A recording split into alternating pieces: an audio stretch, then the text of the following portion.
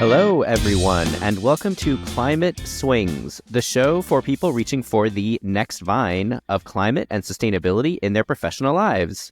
Promoted in partnership with climate education and action platform Terra Do. I'm your host, Michael Gold. How can and should the mainstream media cover climate change? My guest on this episode is Peter Prengaman, Global Climate and Environmental News Director at the Associated Press. In today's fractured and fast-changing news landscape, climate is usually the top story only during times of extreme weather. But its role in our lives is so fundamental, media organizations have no choice but to make more space for it in their reporting, even if they don't always call it climate. As head of the climate desk at one of the world's top news outlets, Peter's insights into this topic, in terms of both his own swing into climate, as well as bigger questions around climate and media, are well worth a listen. Peter Prengaman, welcome to Climate Swings. It's so great to have you here. Thank you, Michael. It's great to be here. So can you just start with a quick sketch of your professional background and experience and what brought you to your current role?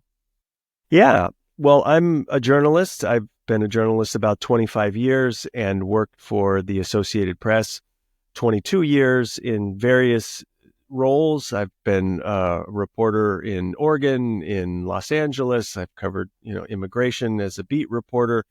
I've worked as a foreign correspondent several years in Latin America, and I've been an editor in the Western U.S., overseeing lots of large territories. And then I'm currently the Global Climate and Environment News Director based in New York and run a team of about 30 people around the world covering climate change. How did I come to this position?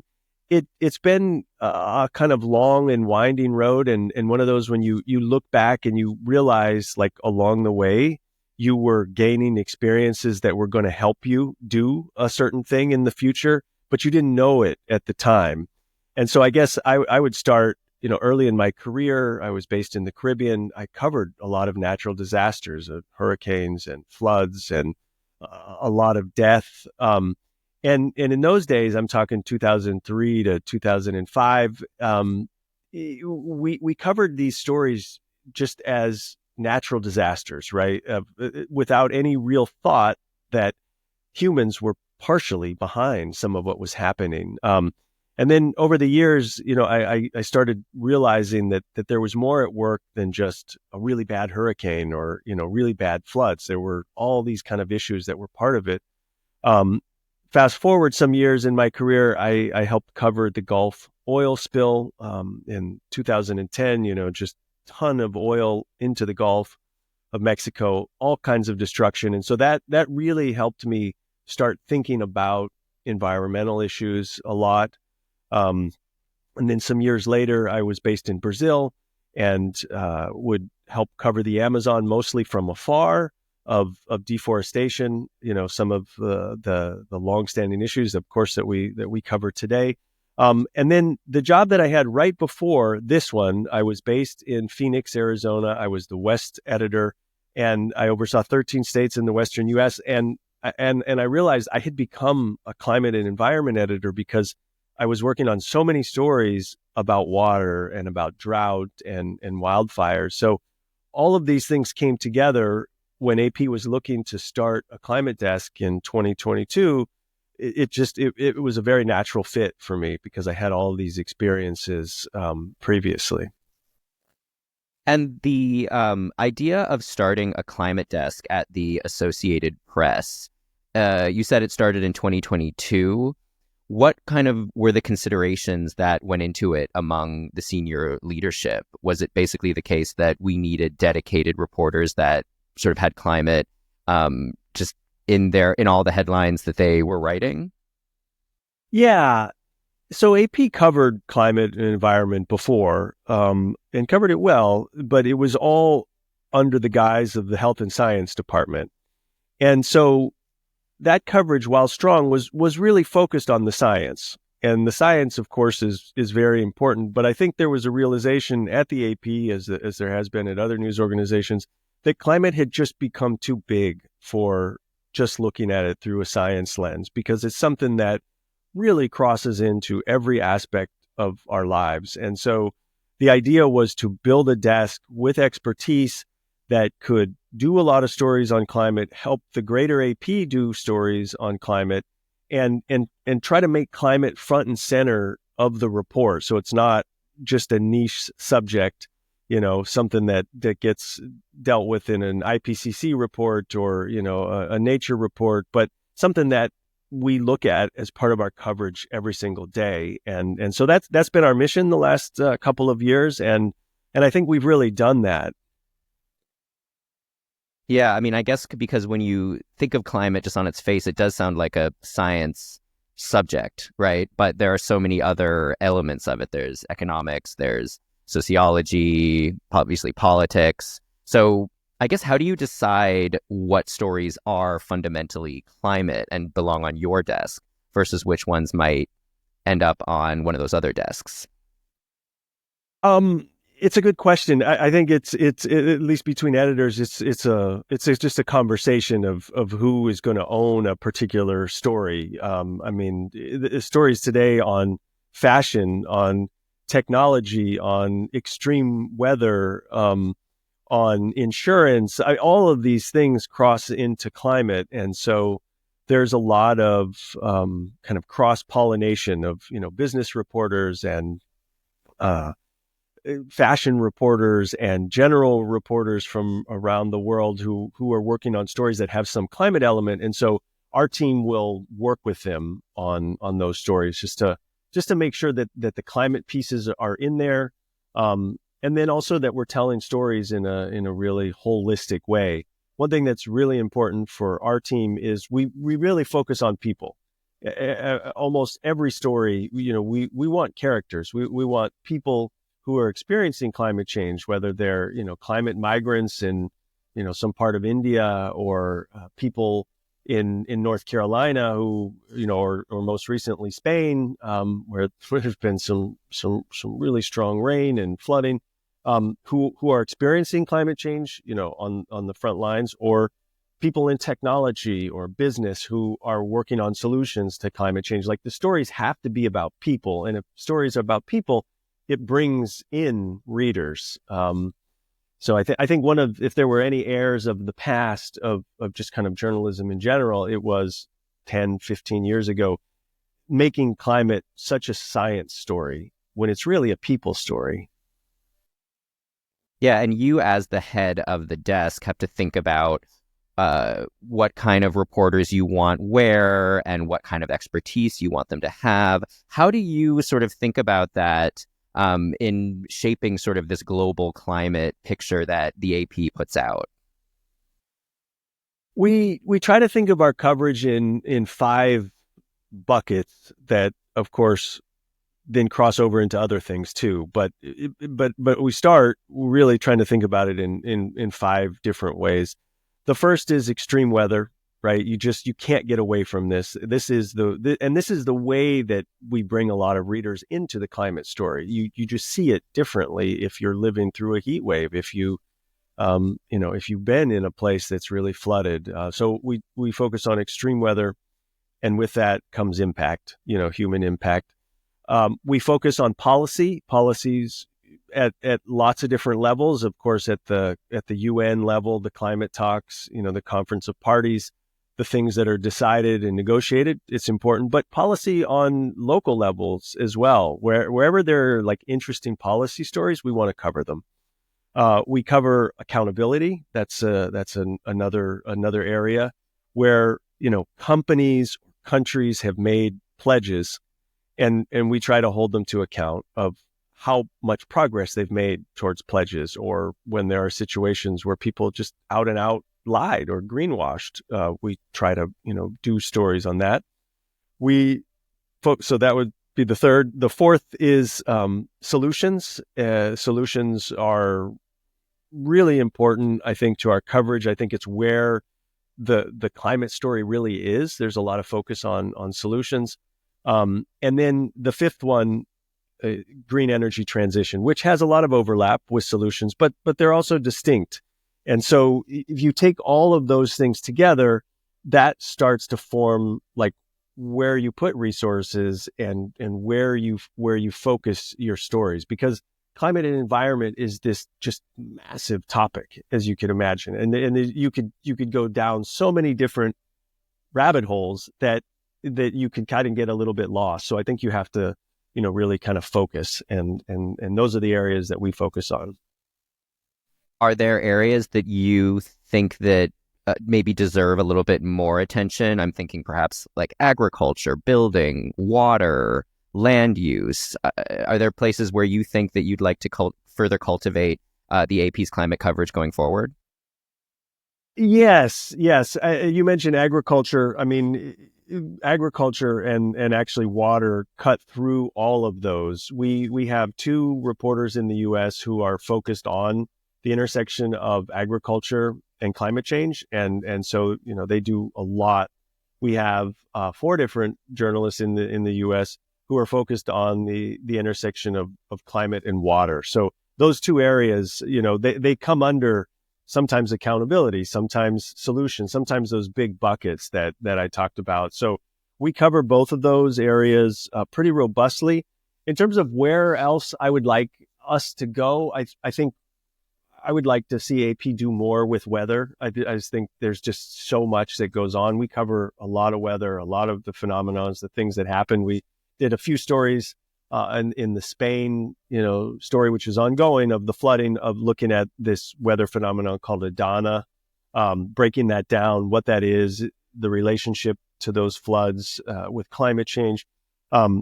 Weather is an area I think we need to do more. I also think that we want to do more going forward with geoengineering, basically trying to correct certain things in the climate.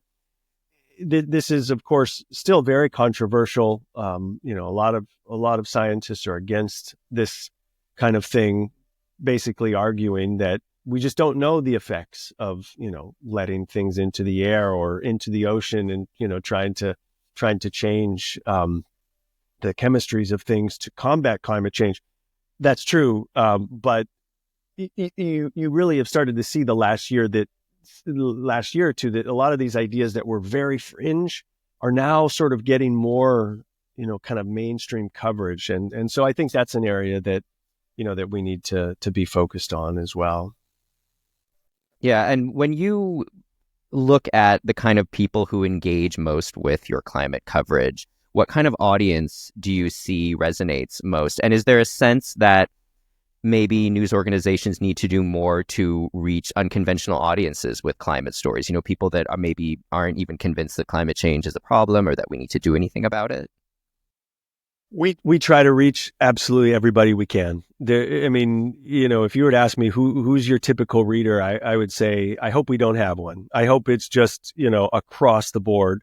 And I think in particular, this is where solutions coverage is really important, and green energy coverage, because if you can do stories that focus on people and focus on technology and focus on things that are being done to combat climate change, you can do stories and be successful sometimes without even mentioning climate change, because it's become such a political thing that sometimes people shut off. So that's something that we're really cognizant about. I mean, we don't pull any punches. When you have to say things, you have to say them. Not every story can be positive, but every story also shouldn't be negative either. So, we're trying, whether it's young audiences, younger audiences, and working with them, engaging with them in Instagram and different social media, or traditional audiences, in newspapers or broadcast. We're trying to reach as many people as possible. And I've made it a goal of mine as well to reach out to our most conservative customers, because AP has thousands of customers around the world, and make sure that I know what they want as well. We want our stories to go to as many people as we can. And I presume that sort of audience interest and audience growth in this subject is growing, right? You probably are seeing more interest in stories that look at climate from different lenses and take different angles on it. Is that right? Yeah, for sure. There have been moments in the last years where climate coverage has been the top stories read on AP's website. So AP has, apnews.com, and then also, which is customer facing. And then we also go directly to, thousands of customers.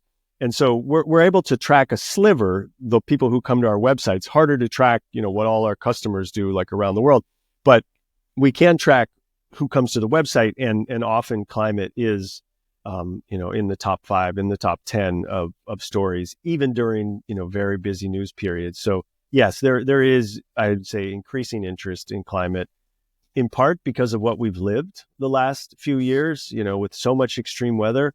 And then in part because we're in the middle, whether we realize it or not. I mean, we're in the middle of a green energy transition. And so more and more people are saying, I'm interested in electric vehicles, or I'm interested in geothermal heating, or a heat pump, or, all kinds of things that now are really becoming part of the vernacular.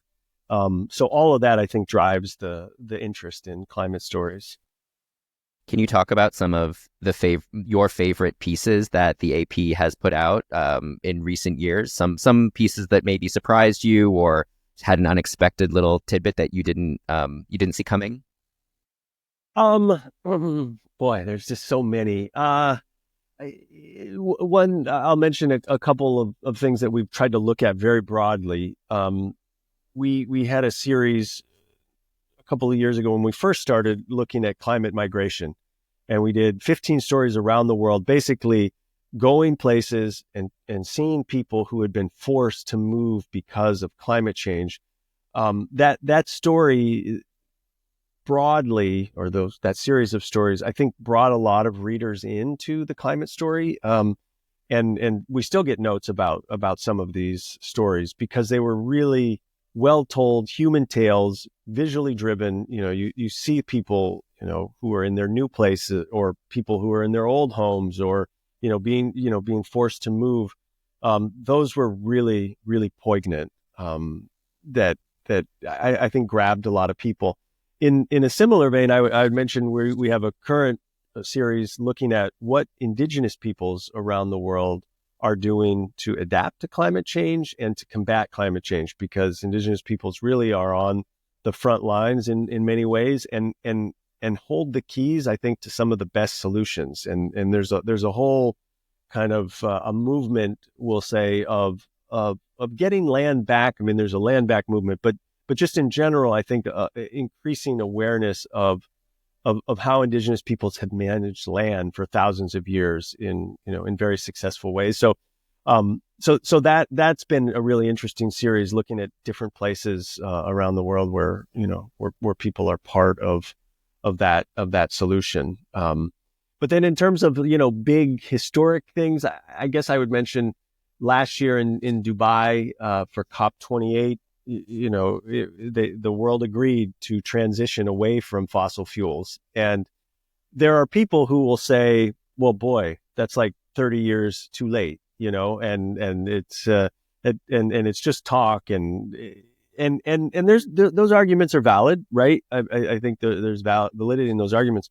But at the same time, it was a very monumental thing to recognize at that level the problem, and that's the burning of fossil fuels, right? And the need to transition away from them and use them in the ways that we do in more clean ways. I mean, fossil fuels have also built built humanity. So I mean, there's a lot to it, but I think that was a really significant thing that was really kind of online with like the Paris Agreement of 2015, and some of the other big moments in climate negotiation history. And sort of going a level up from just the AP, the climate media landscape has expanded dramatically in the last couple of years.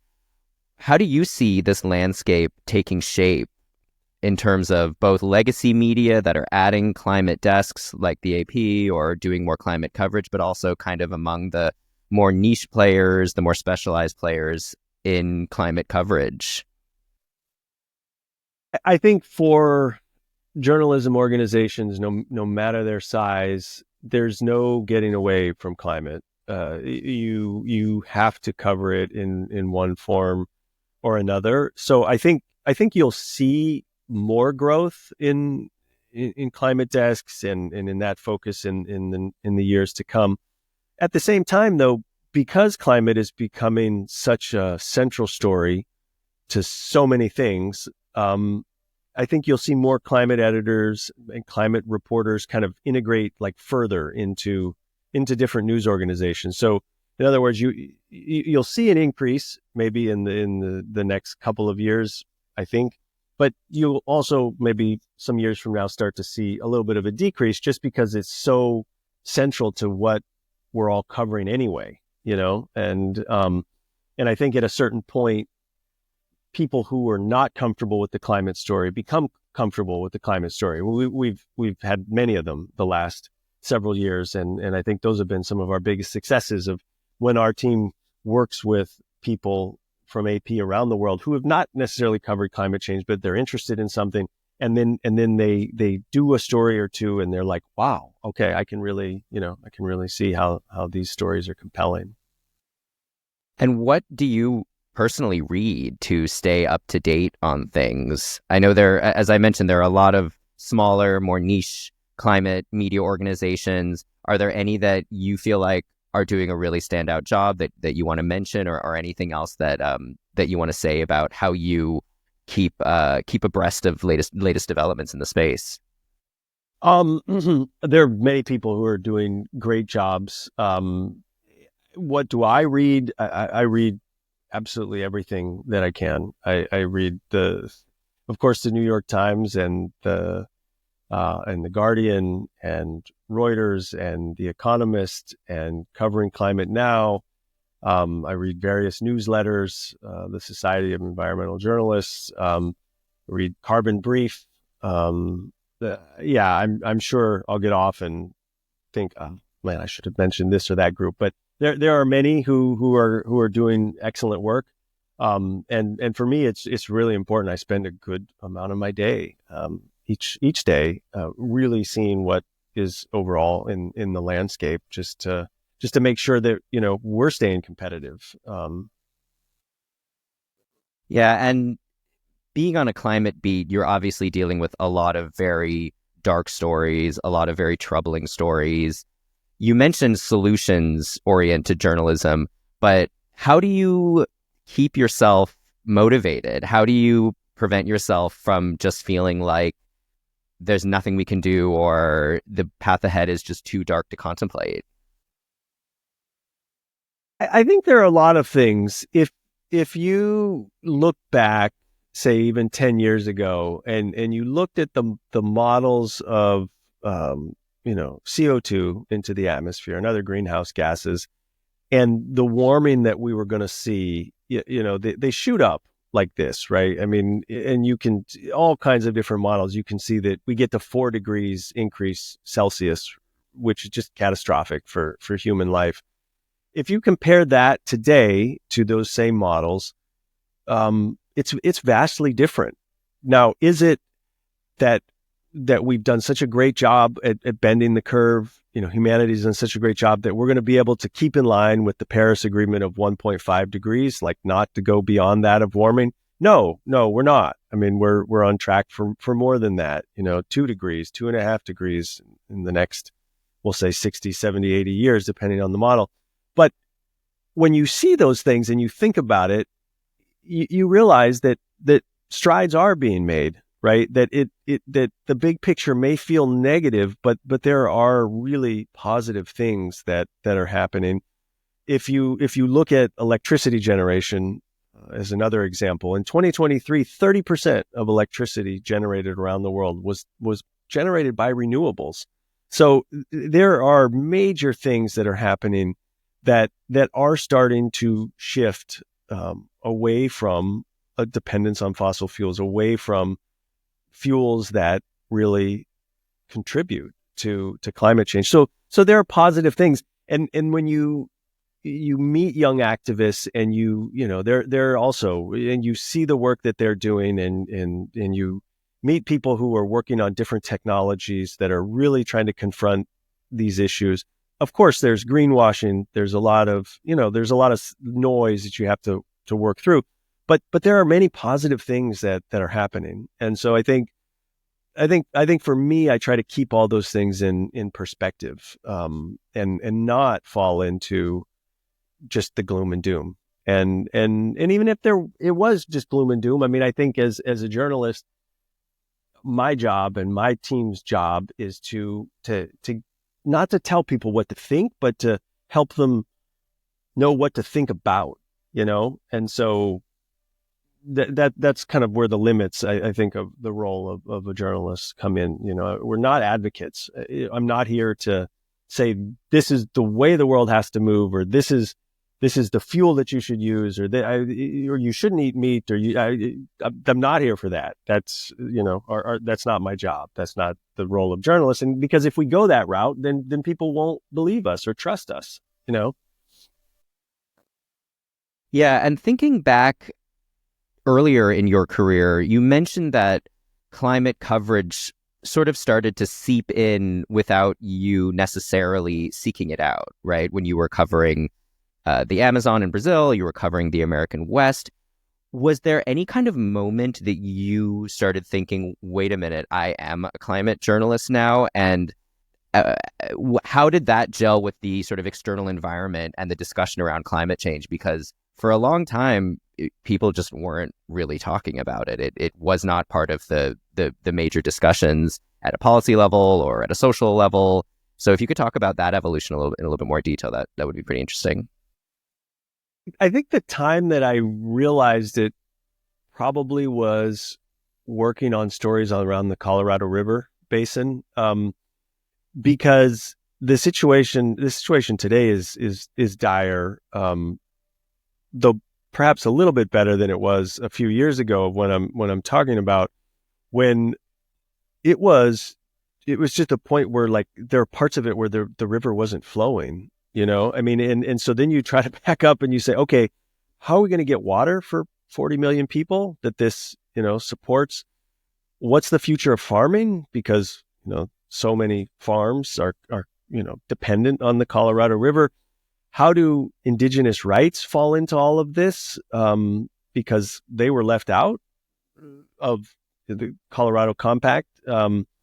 And so a lot of those things had to be negotiated. And I think it was just kind of like this confluence of factors when it was like, oh God, the federal authorities are going to cut so much water from each of these states. And what's that going to mean for these states? And then, here are these people, indigenous tribes that, have been left out of this in the beginning, who were vying for their rights. And all of those things came together. And I think it just made me realize, like, how complex climate was, because the backdrop of all of that is this is just going to get worse.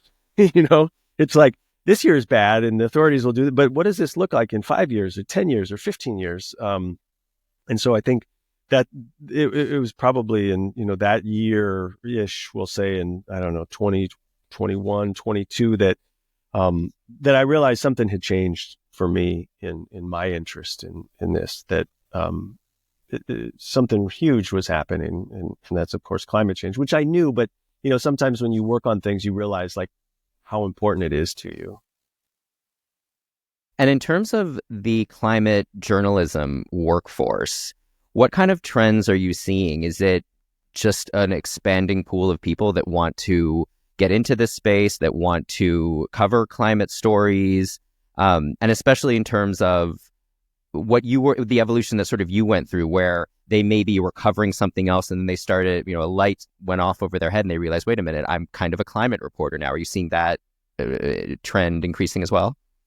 Yeah, definitely. And I can look at people in both the AP and in companies, outside AP, who have become, climate and environment reporters in the last years.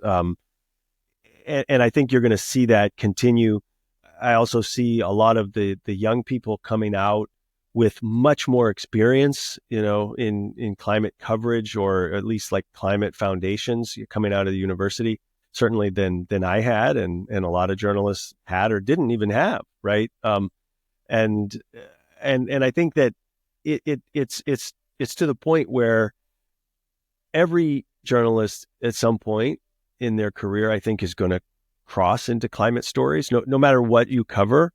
And so it's good to have a foundation of the science of climate, of some of the basics. And so it's something that I advocate for at AP, and then we also do some training outside of AP, for journalists to try to. Part of our mission is to help other teams do more and more sophisticated climate stories, and so we do some external training, and the mission is very much to make people comfortable with climate and to get them to see that it's going to be part of what they do, regardless.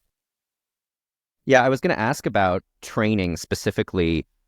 Can you go into that in a little bit more detail and maybe just talk about how you see the overall education and training landscape for climate journalism nowadays? Yeah. So I'll mention a couple different things that our team has done that just kind of give a flavor. We've done big trainings. We've done small trainings. We've done trainings that some of the coolest ones are trainings that combine training with collaboration. And we did one of these in India last year. We worked with Press Trust of India, which is a major news organization in India, one of the biggest, one of the most read and seen in all its platforms, and it's a big customer for AP as well. And what we did was a workshop with several journalists from Press Trust of India who, very well established journalists, but had not really covered climate in a big way. And one of the reasons that we did this is because Press Trust of India wanted to do more climate and environment. India, as you know, is just like it's a hugely important story in climate, both for the causes of climate change. Is a huge population, lots of energy needs, a lot of dirty energy in the form of coal, but then also the solutions and lots of solar, India is just super central. And so we did this workshop over a week where we teamed up reporters with AP reporters with reporters from Press Trust of India, and they built stories together, basically in Kochi, India, where they would go out, work on things together, and then we co-published those stories. Several of those reporters, who were already well-established, strong reporters for Press Trust of India, now cover climate as their beat, full time. So we've done things like that. Our agriculture team, Melina Whaling and Joshua Bickel, recently did a training, a smaller one for Boyd's, where they invited people to learn about climate change around agriculture, and how to kind of connect those things. So, that was a smaller online training. We've done so many, and I think that it helps just to give people confidence to cover climate, because even today in 2024, even with very smart journalists, sometimes the first thing you hear is, well, boy, I don't really know that much, or I don't know enough about the science, or it's just, and all of that's important, but in doing, you can start to build. And it's just like good reporting on anything. If you don't understand something fully, keep reading and talking to people until you do. Yeah, and a lot of young people, especially these days, have a sense that they need to do everything they can to combat climate change, that it's an existential crisis, that their generation is going to be at the forefront of, and it's no going back, essentially. But when you're talking to young and aspiring journalists and you're doing this kind of training, how do you make sure that they are keeping a reporter's mindset about it, and it's not becoming advocacy, kind of as you mentioned earlier? I think it's just an important part of the conversation always, with young reporters and with our team, and with our senior leaders team as well, because you just have to be careful. You sometimes when you cover something, because you're human, you can feel connected to it. And that's okay. And that's, there's nothing wrong with that. But you do have to step back and say, and remember your role, I think, because the second that you forget that, you can lose credibility, and that's the most important thing. So it's just something I bring up, and I also push our reporters, and I push people that I work with, and I push myself to try to think of counter narratives, right? To consider other things, to see that, a wind project somewhere, while it's wind energy, and we might say, well, we don't want to go for the conspiracies, because there's a lot of conspiracies and a lot of, attacking of green energy. While we want to be careful of that, we also want to steer clear of any idea that it's somehow perfect because it's clean energy, right? I mean, there can be abuses and all kinds of things, even when a project on its face is should be a good thing, So I think it's just a constant reminder for all of us: we are nobody's friend, and it's our job to report the news as we see it and be as fair as possible. And obviously, there are a lot of people nowadays who are getting their news, in scare quotes, on social media, where mis and disinformation are rife. And you mentioned conspiracies about wind farms, for example. What can people do? What can the traditional or the sort of respected established media do about this phenomenon to counter it? I think we just have to keep doing stories that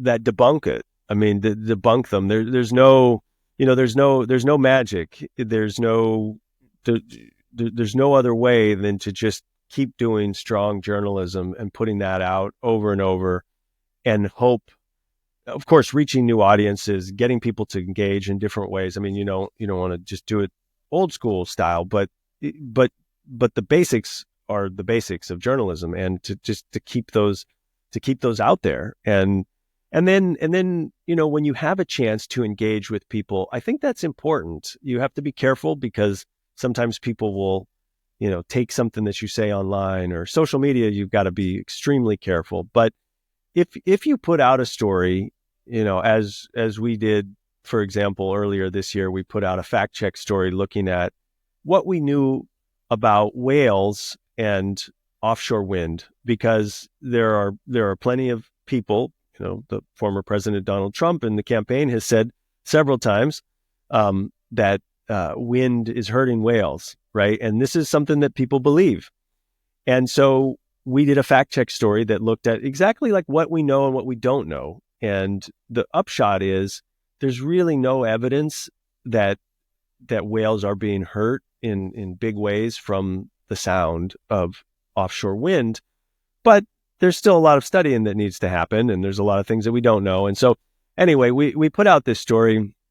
I posted it on LinkedIn, and I had several people write and attack me and attack the reporters and stuff. But within that, there were people who wrote and had thoughtful things, and put links of things that they wanted me to see. And if it's a good dialogue, I'll engage with that, and I think that as reporters, as editors, we should do some of that, carefully, but it's a chance to educate somebody. It's a chance to get more educated yourself, and to have a dialogue, because you never want to get to the point where it's like, oh, I know so much, or I'm so open-minded, you can't tell me any different. That's not the goal either, right? So we've got to engage. We've got to engage with people. Yeah, and as a seasoned journalism professional, what is your view on getting tips and sources from social media? Do you encourage your staff to do that? Do you try to make sure that they sort of have a warier mindset about it? What's your view on that? No, they should. Yeah, no, they should engage in social media, get tips from social media, get sources from social media, but whether it comes from social media or somebody you meet at a conference, or the process is the same, really, of vetting, of fully understanding, what's at play, who has an axe to grind, why somebody wants you to know this, those kind of things. So social media is as good a starting point as any other, but it's a starting point. Right. Yeah, exactly. Well, I think that covers a whole lot of information. And Peter, I just want to say that, I think it's really important for the media to engage in climate discussions and in climate topics. I think a lot of people have a lot of misunderstandings about the media's role in this. So I really, really thank you so much for your time in this. Is there anything else that you want to say, or any other messages you want to get across for my audience? I would just say to people, really engage in the climate story. If you haven't before, and maybe you said to yourself, I read stories in the past and they were doom and gloom, give it another chance, because the AP and many, many other news organizations are doing really strong work around climate that really do show you, readers, that it's something that intersects in every part of our lives, and all of us need to be engaged. And so give it a chance if you're not a reader of climate, and tell us what you think. Great. Well, thank you so much again for your time. I really, really appreciate it. Thank you. It's been, I've really enjoyed speaking with you. Thank you, Michael. Climate Swings is produced, hosted, and edited by me, Michael Gold, with promotional support from climate education and action platform TerraDo. Opinions expressed on the show are exclusively those of the guests and do not reflect the views of TerraDo, its founders, or employees. Show notes, transcripts, and other material can be found on the show website, wordclouds.consulting/climate swings. If you like this episode, please rate and review it, subscribe to the Climate Swings YouTube channel, and please spread the word. Thank you for tuning in, and have a lovely day.